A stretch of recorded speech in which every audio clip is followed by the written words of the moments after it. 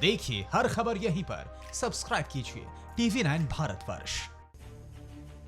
और वहीं देश के अलग अलग राज्यों में फंसे हुए प्रवासी मजदूरों के लिए आज की सबसे अच्छी खबर, तेलंगाना से झारखंड के लिए स्पेशल ट्रेन मजदूरों को लेकर आज सुबह रवाना हो चुकी है। उम्मीद है आगे चलकर दूसरे राज्यों को भी स्पेशल ट्रेनें चलाने की इजाजत मिल जाए। 3 मई के बाद लॉकडाउन को लेकर अभी कोई फैसला तो नहीं हुआ है, लेकिन केंद्र सरकार के निर्देशों के मुताबिक अलग अलग प्रदेशों में फंसे हुए लोगों की घर वापसी का सिलसिला शुरू हो गया है। केंद्रीय गृह मंत्रालय की इजाजत के बाद अलग अलग सरकारें अपने राज्य के मजदूरों को वापस लाने में जुट गई हैं। तेलंगाना में फंसे हुए झारखंड के मजदूरों को वापस लाने के लिए स्पेशल ट्रेन चलाई गई, जो आज रात तक झारखंड पहुँच जाएगी। पूरे मामले को सार्वजनिक पहले इसलिए भी नहीं किया गया क्योंकि अगर ऐसा किया जाता तो इलाके में एक अफरा तफरी का माहौल हो जाता और हर कोई रेलवे स्टेशन पहुंचने की कोशिश किया जाता। इसलिए कोशिश ये की गई कि जो लोग भी सेंट्रल होम में मौजूद हैं उन लोगों को जो है स्टेशन पहुंचाया जाए और फिर उनको वहां से ट्रेन में बिठा के गंतव्य तक छोड़ा जाए। कई राज्य सरकारों ने केंद्र से मांग की है कि उनके मजदूरों की वापसी के लिए स्पेशल ट्रेन का इंतजाम किया जाए, लेकिन अभी तक केंद्र सरकार की ओर से कोई आधिकारिक बयान नहीं आया है। लेकिन इसी बीच तेलंगाना से झारखंड के लिए चली इस ट्रेन में मजदूरों को लाया जा रहा है। शुक्रवार सुबह 5 बजे तेलंगाना के लिंगमपल्ली से ट्रेन चली, जो आज रात 11 बजे झारखंड के हटिया पहुंचेगी। इस ट्रेन में कुल 24 कोच हैं। तेलंगाना के लिंगमापट्टी से आज पहली जो है ट्रेन वो चलाई गई है रांची के हटिया के लिए। स्पेशल ट्रेन पर रेल मंत्रालय का कहना है कि झारखंड सरकार की अपील पर इसे चलाया गया है, जिसमें सभी तरह के नियमों का पालन किया जाता है। ये सिर्फ इकलौती ट्रेन थी जिसे चलाया गया है। आगे अगर कोई ट्रेन चलती है तो राज्य सरकार और रेल मंत्रालय के निर्देश के बाद ही चलेगी।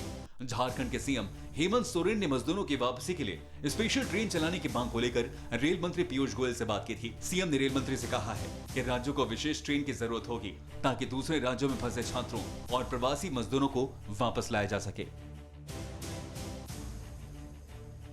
और राजधानी दिल्ली में कोरोना का खतरा और बढ़ा है। स्वास्थ्य मंत्रालय की नई गाइडलाइंस के मुताबिक दिल्ली के सभी 11 जिले अब रेड जोन में आ गए हैं। हालांकि अच्छी खबर यह है कि दिल्ली में बड़ी तादाद में मरीज ठीक भी हो रहे हैं। देश में लॉकडाउन से फायदा तो हुआ है, लेकिन कोरोना के मरीजों की संख्या में भी लगातार इजाफा हो रहा है। लिहाजा अब केंद्र सरकार भी अपनी रणनीति में समय समय पर बदलाव कर रही है।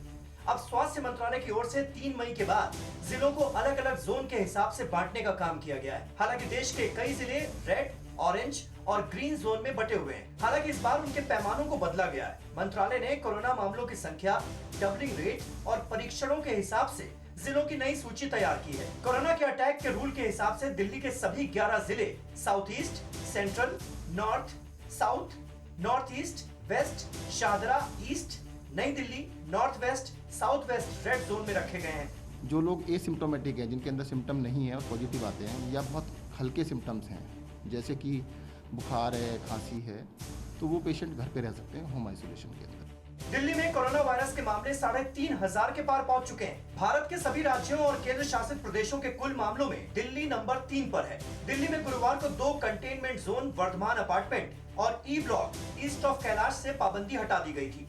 कोई नया कंटेनमेंट जोन नहीं बनाया गया है, जिससे दिल्ली में कंटेनमेंट जोन्स की संख्या घटकर 98 रह गई है।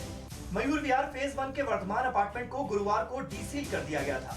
वर्धमान अपार्टमेंट को 2 अप्रैल को कंटेनमेंट जोन बनाया गया था। तो रेड जोन के अंदर है, उनकी स्कैनिंग भी कराई जाएगी दोबारा से। क्षेत्र में 28 दिन से कोई भी केस नहीं है, उसको ग्रीन करके क्लियर कर दिया जाएगा। दिल्ली में अब तक 59 लोगों की कोरोना से मौत हो चुकी है। हालांकि दिल्ली में कोरोना से ठीक होने वाले मरीजों की संख्या में भी तेजी से इजाफा हो रहा है। बावजूद इसके दिल्ली कोरोना को लेकर पूरी तरह से अलर्ट नजर आ रही है। और कोरोना के चलते फरीदाबाद के बाद अब गुरुग्राम बॉर्डर को भी सील करने का फैसला लिया गया है। 100 सेकंड में देखिए दिल्ली गुरुग्राम बॉर्डर पर क्या है ताजा हालात। कोरोना से निपटने के लिए हरियाणा सरकार ने एक और कदम उठाया है। फरीदाबाद के बाद अब गुरुग्राम बॉर्डर को सील करने का फैसला किया गया। आज सुबह 10 बजे से दिल्ली गुरुग्राम बॉर्डर सील कर दिया गया। बॉर्डर से सिर्फ उन लोगों को आने जाने की इजाजत होगी जिनके पास गृह मंत्रालय की ओर से जारी किया गया पास होगा। बैंक में एटीएम में कैश डालते हैं हो जाएंगे, स्पेशलिस्ट डॉक्टर्स हैं हो जाएंगे, जो केंद्र सरकार के उच्च अधिकारी हैं उनको परमिशन दी गई है और 1-2 एसेंशियल्स हैं उनको जाने दिया जाएगा सिर्फ। गुरुग्राम प्रशासन की ओर से जारी आदेशों में ये भी कहा गया कि गृह मंत्रालय के आदेश के मुताबिक दी गई छूट के तहत पहले से जिन्हें अनुमति दी गई है वो सीमा पार आ सकेंगे।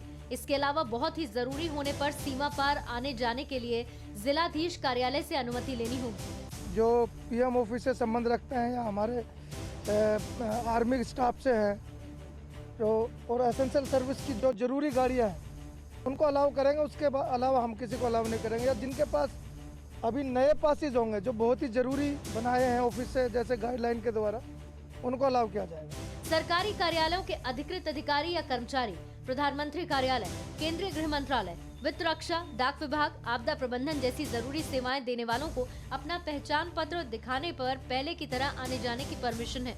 बॉर्डर पार करने वाले लोगों को आरोग्य सेतु ऐप अपने मोबाइल में इंस्टॉल करना जरूरी है और उसका इस्तेमाल करना भी। एंट्री करने वालों की थर्मल स्कैनिंग और रोग सूचक स्क्रीनिंग भी की जा रही है।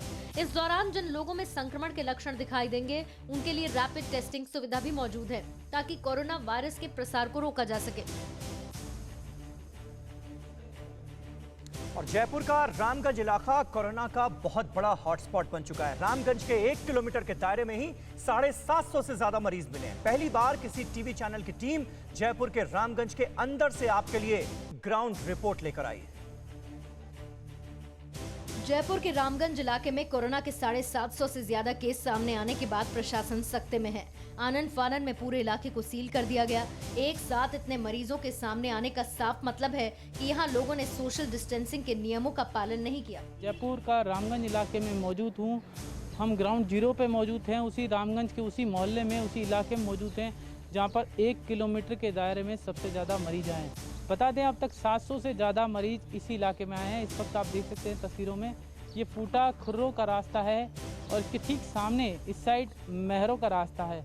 महरों के रास्ते में बड़ी संख्या में कोरोना वायरस के मरीज सामने आए हैं। पुलिस प्रशासन मुस्तैदी से यहाँ पे तैनात है और यहाँ पर पूरे रामगंज इलाके को सील कर दिया गया है।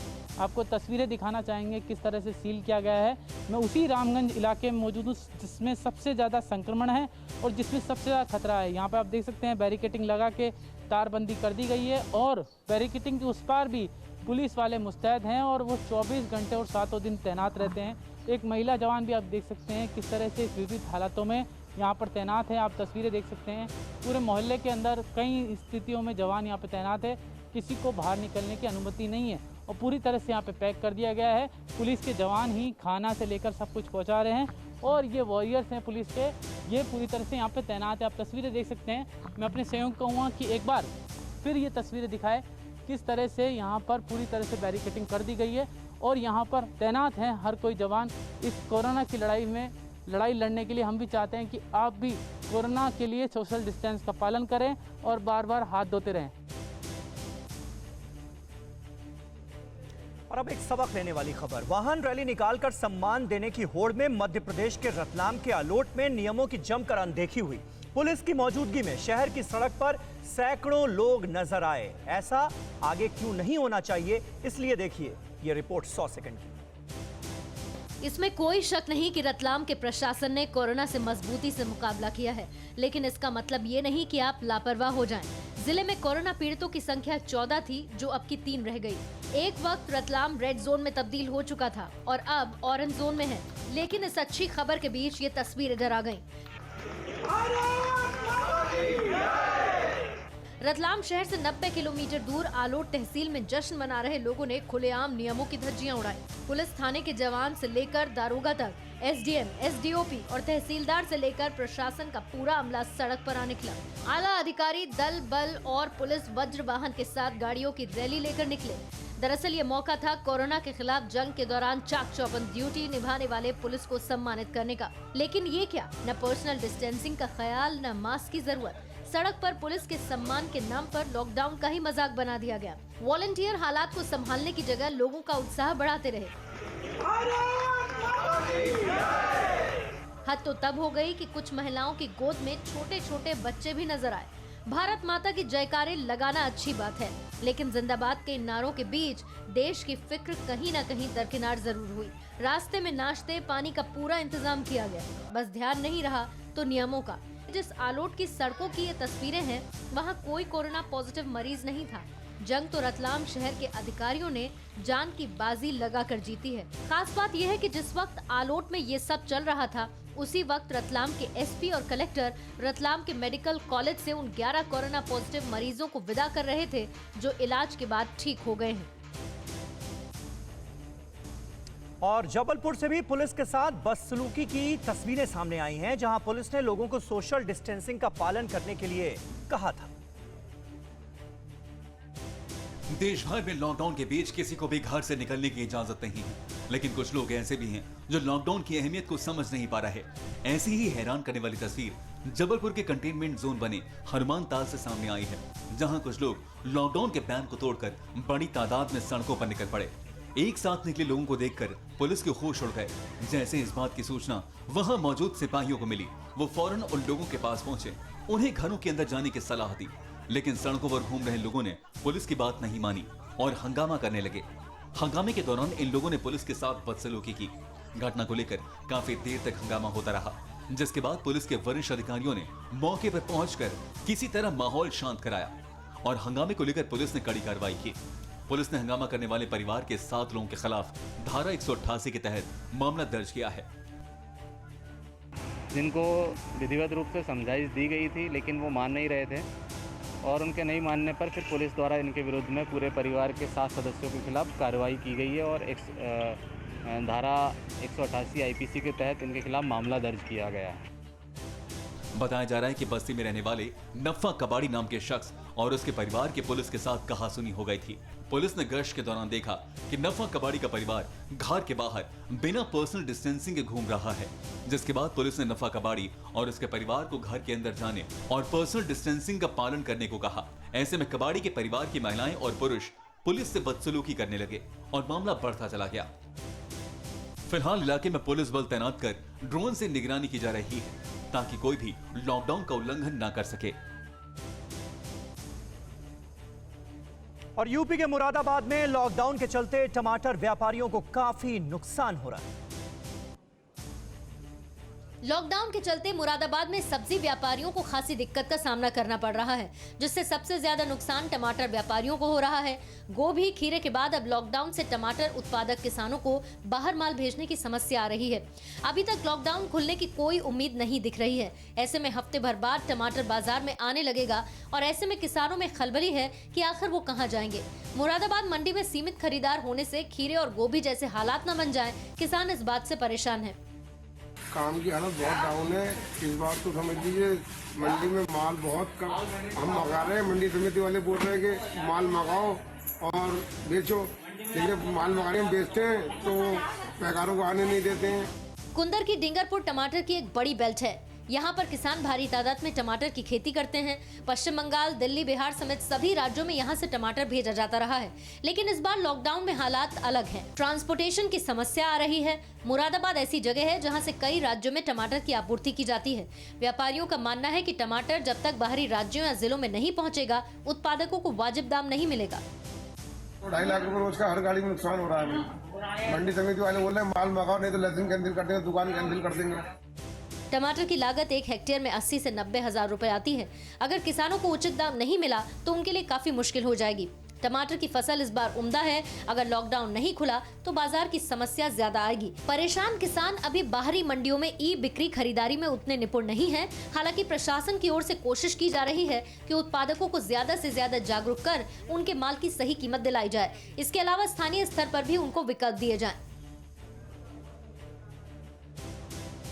और एशिया की सबसे बड़ी आजादपुर सब्जी मंडी में कोरोना संक्रमित मरीजों की संख्या बढ़ने के बावजूद भीड़ कम होने का नाम नहीं ले रही। दिल्ली की आजादपुर मंडी में कोरोना के मामले सामने आने के बाद उम्मीद की जा रही थी कि दिल्ली की अन्य मंडियों में कोरोना से बचाव के नियमों का पालन किया जाएगा, लेकिन ऐसा नहीं हो रहा। दिल्ली की गाजीपुर मंडी का नजारा परेशान करने वाला था। दिल्ली की आजादपुर सब्जी मंडी में अभी तक कोरोना के 15 पॉजिटिव मामले सामने आ चुके हैं। उसके बावजूद दिल्ली की जो अन्य मंडियां हैं वहां पर भीड़ लगने की जो सिलसिला है वो कम नहीं हो रहा है। इस वक्त हम दिल्ली के गाजीपुर मंडी के बाहर खड़े हैं, जहां आप देख सकते हैं कि किस तरीके से यहाँ पे एक के बाद एक वाहन अंदर जा रहे हैं और अंदर जो मंडी में भीड़ है वो बहुत ज़्यादा है। जिस कारण जो सोशल डिस्टेंसिंग है उसका पालन पूरी तरीके से नहीं हो पा रहा है। अगर मंडी के चारों तरफ आप देखना चाहें तो आपको ये पूरे जो दृश्य है वो बता सकता है कि मंडी के अंदर कितनी भीड़ है, क्योंकि जिस तरीके से यहाँ पे साइकिल रिक्शा वाले खड़े हैं, ऑटोस खड़े हैं, जिस तरीके से सामान लेके यहाँ पे जो सब्जी विक्रेता हैं वो यहाँ से जा रहे हैं, तो आप समझ सकते हैं कि अंदर मंडी में किस कदर भीड़ होगी। और क्या ये सवाल खड़ा होता है कि जिस कदर मंडी में भीड़ इकट्ठी हो रही है तो क्या ज़रूरी है जो सरकार जिस तरीके से आपको दिशा निर्देश दे रही है उनको दरकिनार करते हुए अपना व्यवसाय करना, क्या ज़रूरी है इस कदर मंडी के अंदर भीड़ इकट्ठी करना जिससे आपको खुद खतरा हो सकता है। और जब एक मंडी के अंदर 15 पॉजिटिव केस सामने आ चुके हैं तो आप देख सकते हैं जिस तरीके से यहाँ नज़ारा है वो अपने आप में काफ़ी हैरान करने वाला है। और सरकार और प्रशासन की तमाम कोशिशों के बावजूद यहाँ पे भीड़ जो है वो कम होने का नाम नहीं ले रही है। और अब जिस कदर दिल्ली के अंदर कोरोना के मामले लगातार बढ़ रहे हैं, पिछले एक घंटे में 125 से ज़्यादा मामले सामने आ चुके हैं, उस स्थिति में इन मंडियों में भीड़ इकट्ठा होना आप समझ सकते हैं कि कितना खतरनाक है। कैमरामैन कपिल बेदी के साथ मोहित ओम, TV9 भारतवर्ष, दिल्ली। और वहीं मध्य प्रदेश में कोरोना के केस 2500 के पार पहुंच गए हैं। शिवराज सरकार को फैसला करना है कि 3 मई के बाद रणनीति क्या होगी। इंदौर में अभी भी चुनौती गंभीर है, जबकि भोपाल में भी संक्रमित मरीजों का आंकड़ा 500 पार कर गया है। 3 मई के बाद लॉकडाउन को लेकर क्या फैसला होगा, ये राज्यों के हालात पर निर्भर करता है। मध्य प्रदेश में कोरोना मरीजों की संख्या 2500 के पार पहुंच चुकी है। अकेले इंदौर में ही कोरोना के 1500 मरीज हैं। प्रशासन मुस्तैद है। कंटेनमेंट जोन में आने जाने पर कड़ी नजर रखी जा रही है। मध्य प्रदेश में कोरोना से अब तक 135 लोगों की मौत हो चुकी है। इस आंकड़े को देखते हुए सरकार कोई ऐसा फैसला नहीं लेना चाहती जो प्रदेश के लोगों की जान को खतरे में डाल दे। ऐसे में किन इलाकों से लॉकडाउन हटाया जाएगा, हालात को देखते हुए इस पर फैसला होगा। इंदौर और भोपाल में 200-200 हॉटस्पॉट इलाके हैं जिन पर प्रशासन का कड़ा पहरा है। बिना ठोस वजह के किसी को भी अपने इलाके में जाने की इजाजत नहीं दी जा रही है और लोगों से सहयोग की अपील की जा रही है। मध्य प्रदेश में कोरोना संक्रमितों का आंकड़ा 2600 पार कर चुका है। अकेले इंदौर की बात करें तो 1500 से ज्यादा कोरोना संक्रमित यहाँ पर अब तक मिल चुके हैं। हम राजधानी भोपाल के बोर्ड ऑफिस चौराहे पर हैं और यहाँ पर सघन चेकिंग अभियान आपको नजर आ रहा होगा तस्वीरों में। और इस तरह के भोपाल में करीब 200 कैंटनमेंट एरियाज हैं जहाँ पर प्रतिबंधित है आवाजाही और ये बोर्ड ऑफिस प्रमुख चौराहा है शहर का। इंदौर की बात करें तो वहाँ भी 200 के करीब कंटेनमेंट एरियाज हैं। अगर भोपाल की बात करूँ तो 508 केसेस अभी तक मिल चुके हैं। पूरे मध्य प्रदेश में 135 लोगों की अब तक मौत हो चुकी है। कोरोना संक्रमण से निपटने के लिए कोशिशें सरकार की ओर से काफ़ी तेज़ी से की जा रही हैं और अब सैंपल्स की रिपोर्ट जल्दी से जल्दी आए इसकी कोशिश मध्य प्रदेश सरकार और स्वास्थ्य विभाग की है। अभी फिलहाल कोरोना को पूरी तरह से रोका नहीं जा सका है, लेकिन बहुत मुमकिन है कि 3 मई के बाद जो एरिया ग्रीन जोन में आते हैं वहां पर लॉकडाउन में थोड़ी सी छूट मिल सके। फिक्र आपकी, सोमवार से शुक्रवार रात 9 बजे सिर्फ TV9 भारतवर्ष पर।